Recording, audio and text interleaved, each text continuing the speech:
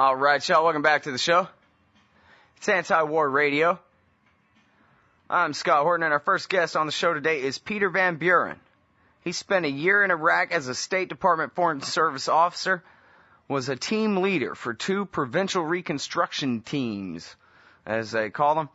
Now he lives in Washington, and he writes about Iraq at his blog, We Meant Well. His book, We Meant Well, How I Helped Lose the Battle for the Hearts and Minds of the Iraqi People, will be published this September by the American Empire Project, Metropolitan Books. Welcome to the show, Peter. How are you doing? I'm doing well, Scott. Thanks for having me on today. I'm very happy to have you here. Thanks very much for joining us. Let me ask you, who's we in We Meant Well? We is all of us, because there were those of us who were there and did what we did, and there were those of us who stood back here and let it happen in our names. We all share the responsibility for what happened in Iraq and Afghanistan and what's going on today in Yemen and Libya and places that we probably haven't even heard of yet. But more specifically, it was me. I did it. I lost the battle for the hearts and minds. Sorry. Well, what was it that you were meant to accomplish over there, and how bad did you fail at it? The purpose in going into Iraq, of course, is lost here in history. The United States decided that there must have been weapons of mass destruction over there, and boy, there weren't any of those. And then we wanted to get rid of Saddam because he's a bad guy, and well, we hung him in 2006, but somehow 2011, 8 years after the invasion, we were still there. So kind of rooting around for a reason to kind of keep the party going, the United States seemed to come to the conclusion that our job was to create a new Iraq, a country that was self-standing, that was going to be our buddy, maybe sell us a little oil, and be kind of our anchor post in the Middle East. We weren't really sure how to do that. And over the course of 8 years, a number of things were tried. I was part of the final set of experiments, the Provincial Reconstruction Teams, PRTs. And the concept here, same thing that's happening in Afghanistan now, by the way, the concept here was that we, the American government, would fan out into the countryside, and we would spend money. We would build things and refurbish schools and dig wells and all these other wonderful things that people would realize were wonderful alternatives to joining terrorist groups, and then they'd suddenly wake up one morning all democratic and kind and fuzzy toward the United States. Uh-huh.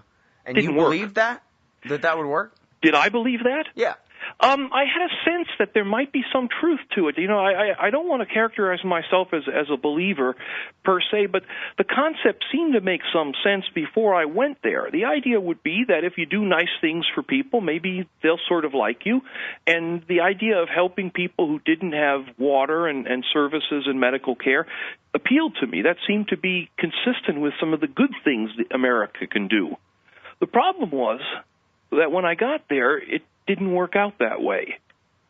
Instead of actually trying to help people, we simply were charged with spending money in ways that seemed to fit with political winds that were blowing, that were designed to create photo opportunities and happy talk news stories. But mostly what we did was just shovel money into the hands of a collection of Iraqi pirates, carpetbaggers, thieves, and sheikhs who grew up around us like some kind of mushroom plant or something to take the money. Well, it sounds just like any government program here in America. This one had this wonderful nastiness to it in that we were not just wasting money, we were wasting a bit of ourselves, a bit of what makes America, when we do it right, a better place. We were telling people we were going to fix things for them. We were telling the Iraqis we were there to help them to rebuild their country. And at the same time, we were handing over as much money as we could to Tony Soprano. When you waste money on things here in the States, A, at least the money's somewhere in the United States, and B, to the extent that you've got money to spend, you're not doing any harm. Over there, we actually did harm because we empowered thugs and gangsters, and we diminished the reputation of the United States by saying one thing, doing another. Well, now, I hate to oversimplify this, but Going back years and years and years, back when the war was real popular, one of my first jobs for antiwar.com was answering the letters to the editor. And the angry soldiers would all say, hey, we're winning out there, and you don't know what you're talking about and this and that. And I would always say, well, do you even know what the Iraqi National Alliance is and who these guys are, the Al-Hakims, and who you're fighting for, and who Muqtada al-Sadr is? And do you really think that you're going to be able to keep Iraq after you're done installing the majority in power, the majority that's allied with the neighboring state and doesn't need you? You've already lost. You lost the day that Sadr started fighting in March of 2004. Give me a break. This thing, when Ali al-Sistani said, we want one man, one vote, and we won't settle for less. The whole game has been over since then. All America did was fight to install a bunch of people who don't need them in power there. And now, to read your article, no American in Iraq has got their head around this yet. Americans like their wars to be kind of like football games. You've got the team in blue on one side and the team in green on the other side, and the game starts, and it goes on for a while, and at the end there's a score, and there's no ambiguity. Everybody agrees, hey, the guys wearing green won. They won 27-14. Woo! The problem is that wars are rarely like that. The war hasn't been like that for the United States since 1945. And Iraq was a terrible, terrible mistake. We didn't really know what winning was when we started, and so we kept announcing that we'd already won at various points along the way. Bush's mission accomplished on the aircraft carrier was probably the most prominent one and well-known, but throughout the time, we just kept announcing things were just about over with. I'm going to be doing a piece for my blog in the next week or two called Turning Points, where I'd gone back and over the course of the 8 years of the war identified something like 20 or 30 different times when a senior government official announced we'd reached a turning point in the war. And that sounds kind of silly when you look back and say, gee, we were talking about turning points in 2003, but we kept doing it. The Bush White House people kept announcing turning points right up until they walked out the door to replace the current administration, which unfortunately seems committed to extending the occupation of Iraq long past the date that was negotiated for us to pack up and go home. Now, is that the same thing as saying that they're betting that Sadr is bluffing? Sadr is an interesting guy, and of course we helped create him. His power arose because he opposed the United States. Had the United States not been there to serve as the bad guy for him, he probably would not have emerged as the power figure that he is. We had him on the wanted list for a while. Then he went off to Iran and was a student there, as they say. And now he's back, and he's not on the wanted list anymore, and he's making threats about turning his militia back loose. A large portion of the drop in violence was that Sadr asked his militia to stand down, and they did. At the point where he takes the blinders back off and releases them, you have the potential for extreme violence, particularly violence directed against the remaining Americans in Iraq. Well, and it seems that he's consistently, since 2003, said, leave. You're not welcome here. We don't want you here. And at this point now, best I can tell, Nouri al-Maliki's power as prime minister is completely dependent on Sadr. The only way that Maliki can ask the Americans to stay is if Sadr says it's okay. And do you think there's any chance that he's going to? Or do you think that, I guess the real question is, do the guys at the Pentagon realize they're going to have to fight their way to Kuwait if they don't just go? There was a interesting story that quoted people in the New York Times recently that the United States may be distributing cash payments to the various sheikhs and warlords along the road out of Iraq in order to assure that when it is time for us to drive out, we'll be able to drive out more or less safely. Well, I'm happy to hear that. So that means they think that they're going? So I don't think, I mean, it's all supposition at this point. My right. personal guess is that the United States will withdraw most but not all of the troops. I can't imagine that we would give up the opportunity to hold on, at least in kind of a shadow. Well, and that brings us to your piece for Tom Dispatch. It's at antiwar.com, how not to withdraw from Iraq, about the new State Department Army there. Yes. We'll be right back with Paul Van Buren, everybody. All right, y'all, welcome back to the show. It's Anti-War Radio. I'm Scott Horton, and I'm talking with Peter Van Buren. He's a former State Department official in Iraq. He's got this great piece. It's really well written, funny stuff, about a pretty somber subject, if you ask me. How Not to Withdraw from Iraq is Tom Englehart's title. It's under Tom Englehart's name at antiwar.com right now. Also, Occupying Iraq, State Department style. And, I forgot. I was going to go find the Land Day story in McClatchy newspapers about Hillary Clinton's private army over there. I guess she finally gets to be the commander-in-chief of something, huh? Is that right? I never thought of it that way, but perhaps you're right. It's time for that to come due. First, I got to give a quick shout out to Tom Englehart and Tom Dispatch. It's a terrific website and a place where a lot of alternative viewpoints are being heard right now, including my own. And so, nothing but good news to be found there. We run virtually every one of his foreign policy pieces under, as you're saying, many, many different authors with Tom's little introductory essay at the top under his name at antiwar.com and have for years. And he's a hell of a great radio interview, too. The guy's brilliant. Absolutely. What you refer to as a private army is, in fact, a private army. The State Department is planning on spending over $1 billion a year, and the contracts are already out for, I think, the next 4 years with renewable options, to hire 5,500 mercenaries from such delightful places as Blackwater or under whatever name they're operating today. I think they're called Fred right now, or Joe Smith, I think is the name they're using currently. But they've issued these contracts, $1 billion a year, to hire 5,500 mercenaries to protect the embassy in Baghdad and to escort the American diplomats there around town. They're going to serve as essentially an occupation force to replace whatever the military does finally pull out of Iraq at the end of this year. In addition, the State Department will also be purchasing, or is in the process of purchasing, 60 armored vehicles and 46 aircraft, including armed helicopters, all of which are ostensibly designed to protect the embassy and protect the diplomats. Mm-hmm. I mean, the only thing you can kind of say is, good thing, we won this war, or who knows how many troops we'd need there to protect us. Right. Well, it's funny because in your article you write 5,500 mercs is a lot, and, I don't know, maybe that really is a lot, but you also write that they're basically slaves, these Ugandan and Peruvian indentured servants that are being used as the guards there. And I'm thinking 5,000 men.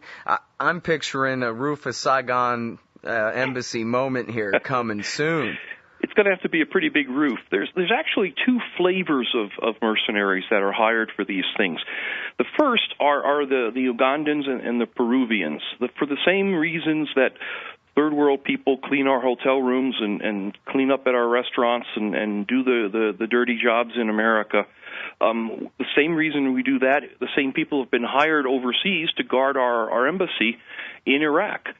These are folks who are pulled out of rural areas in Peru, pulled out of rural areas in Uganda, who are paid substandard wages to be guards, to be cannon fodder, if you will. They have the tough jobs. They're the ones who stand on the perimeters and the gates, and they're the ones who get it first when something happens. The second level are the people who are generally Americans with a few British and a few South Africans. These are usually former military who have joined one of the world's new private corporate armies. Things like Blackwater is the most prominently named one, but two other companies actually have the biggest contracts in Iraq with the State Department. One is called SOC, and the other is called Triple Canopy. And these are the so-called shock troops of the State Department Army. These are Triple Canopy. They're our friends from Abu Ghraib prison. We remember them. Triple Canopy has sent contractors of various shapes, sizes, and colors with various different backgrounds. They were active in the prison system. They're active in different parts of Iraq right now. They also have subsidiaries that have different names. Some of this stuff is harder to track down than a drug deal, who owns who and who's beholden to who. But these guys are the folks that I referred to in my article as frat brothers with guns. They're young people. Most of them had some kind of military training, but a lot of them are not the same level of professionalism that you see in the American soldiers. These are folks who are bullies, who want to show off how tough they are. They're kind of like the folks that the police officer was talking about on your commercial break, who join up so that they can wear a badge, hang a gun on their hip, and push other people around. That may be a lot of fun in a frat house, and it may or may not work in some other situations. But when you're talking about diplomacy, that's a different story here. You're trying to win friends for America. You're trying to influence foreign people to our points of view, and bullying them, pushing them around with guys with guns is really not a good way to do that. Well, you know, I thought the term you used in the article was pretty descriptive. You said they're like Army soldiers, only without the non-commissioned officers and officers to keep them in line whatsoever. Absolutely. One of the things that I did learn when I was in Iraq, and something that may set me apart from some of your guests, is that I was very, very impressed by the professionalism of our military. I hadn't served in the military. I grew up in a time when the draft had already passed, and I hadn't had a lot of exposure to the military. And when I went to Iraq, I was embedded with them. I didn't live at the embassy compound, what we called Club Fed. I lived out at a forward operating base in the middle of the desert with the military, and I was in fact one of the few civilians at the base.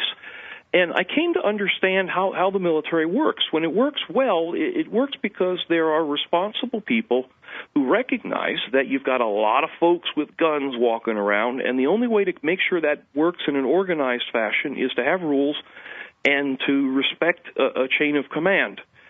Obviously, the military is not without blood on its hands, and there some terrible things happened in Iraq and happened elsewhere. But that's not the side I saw. I saw a lot of professionalism and a lot of folks who were kind of like me, people who were stuck in a situation that they didn't necessarily think they were signing up for, trying to make the best of it. I don't see that in these private armies, in these mercenary armies. What I see there are folks who are bullies who say, hey, I've got a gun and you don't, so I'm right and you're wrong. Folks who are almost relishing the fact that they get to play army without having to succumb to the discipline that a real army requires. Mm-hmm. Well, and, you know, you also talk in your article about kind of, I guess, the perspective that time has given us now, looking back, especially from this far into the future from when this thing started, 2011 here.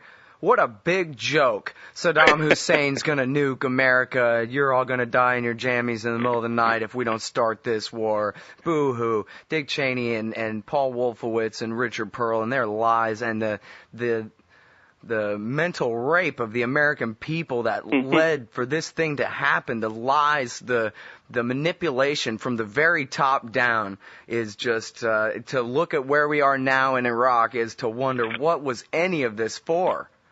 Scott, the important thing is to realize that the same things are happening now. The way we can look back 10, 11 years ago and say, oh, my God, how silly we looked saying mission accomplished, and how silly we were thinking we were going to invade Iraq and everything was going to be okay. And yeah, they lied about everything. The stuff that now is stuff that we kind of accept as common knowledge.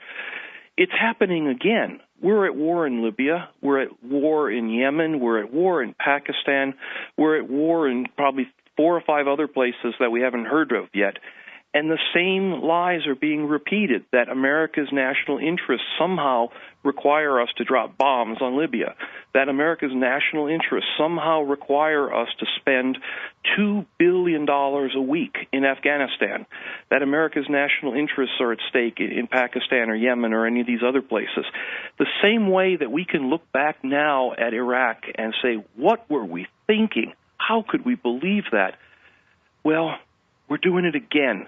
And unless we stop now and think out loud about what we're doing and answer the question of really what is our interest in these things, we're going to be doomed to repeat the same story over and over again.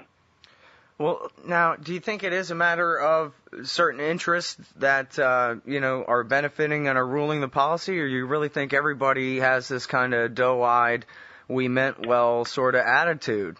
I wish I could point to a conspiracy theory. I wish that while it's not a conspiracy to point out that all the neocons had ties with Lockheed and the Israel lobby, Lots of people made a lot of money off this. There's no question about that, and lots of people are still making money. The State Department, as I said, is going to spend $1 billion a year on security. That money's all going someplace.